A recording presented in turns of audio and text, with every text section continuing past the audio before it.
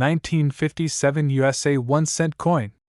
Today, we're taking a trip back to the fabulous 50s to examine a coin that sparked whispers of untold wealth, the 1957 US 1-cent coin. Could this unassuming penny really be worth millions of dollars? Many of you have likely heard the rumors, seen the sensational headlines, or perhaps even gone digging through your grandparents' old coin jars. Can a penny, a coin from a year when over 1 billion were minted, actually be your lottery ticket? Well, get ready to separate fact from fantasy, because we're about to uncover the truth. We'll explore why your average 1957 penny isn't going to buy you a yacht, what real million-dollar US pennies look like, and how easily misinformation can lead us astray. Let's dig in. First things first, let's meet our main character, the 1957 US 1-cent coin. This is, of course, a Lincoln wheat cent, featuring the familiar bust of Abraham Lincoln on the front and the 2 wheat stalks on the reverse. In 1957, these pennies were struck at 2 U.S. mints. Philadelphia, no mint mark, a colossal 282,540,000 were produced. Denver, mint mark D, an even more staggering 901,499,000 were produced. Combined, that's over 1.1 billion circulation pennies from just these 2 mints. The San Francisco Mint, by this point, had stopped producing cents. And then, for collectors, there were also 89,650,000 proof coins minted in Philadelphia for proof sets.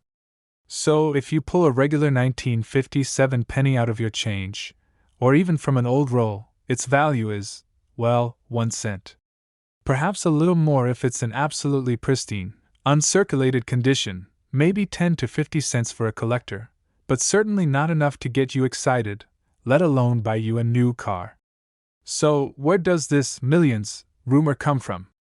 Like many coin myths, it stems from a fundamental misunderstanding of what makes a coin truly valuable: extreme rarity, significant minting error, or unique historical context. When we talk about million-dollar pennies in the US, we are talking about coins that are in an entirely different league. These are numismatic superstars, often with fascinating stories of error or extreme scarcity. For example, the 1943 copper cent. This is arguably the most famous and valuable U.S. penny. During World War II, copper was a critical war material, so cents were supposed to be struck on zinc-coated steel planchets. However, a minuscule number of 1943 cents were accidentally struck on leftover copper planchets from 1942. Only around 40 are believed to exist. One sold for $1.7 million at auction in 2010. The 1944 steel cent, the reverse of the 1943 copper cent. This error occurred when steel planchets from 1943 were accidentally fed into the presses in 1944, a year when cents were supposed to be copper again. Even rarer than the 1943 copper, only about 2 dozen are known. One sold for $408,000 in 2008, with current estimates potentially much higher.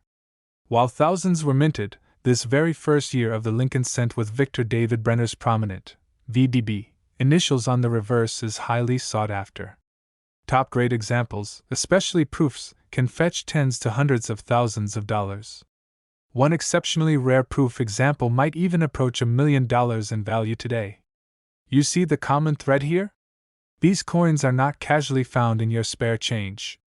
They are either errors from pivotal historical moments, or they exist in minuscule numbers due to unique circumstances. So, how did the 1957 penny get dragged into this million-dollar narrative? It's almost always a case of mistaken identity, misinformation, and confusion with other coins. Confusion with double dies. The most common source of confusion regarding the 1957 penny is the phenomenon of double die errors. However, the truly famous and valuable double die cents are from 1955 and 1969s, not 1957. The 1955 double die obverse. This is a spectacular error where the dies shifted slightly during production, causing a very clear doubling of the date and lettering on the obverse. It's so pronounced you can often see it with the naked eye. These are legitimately valuable, selling for thousands of dollars. The 1969's double die obverse, Another incredibly rare and valuable error, similar to the 1955, but from the San Francisco Mint. These can also fetch thousands of dollars. There are no known, widely recognized, and consistently high-value double-die errors specific to the 1957 1C coin that would elevate its value into the millions. Any minor doubling on a 1957 cent is typically machine doubling, which is common, less desirable, and adds little to no value. Exaggerated error claims and scams. While genuine minting errors can make a coin valuable, e.g., off-center strikes, planchet errors, these occur on any year of coinage, not just 1957. There are no specific, multi-million-dollar errors identified for the 1957 penny. Any claims you see online for such errors for the 1957 1C are highly likely to be vastly exaggerated, misidentified, or unfortunately, outright scams trying to capitalize on misinformation. The truth is, the 1957 penny is a very common coin. Its mintage figures confirm it.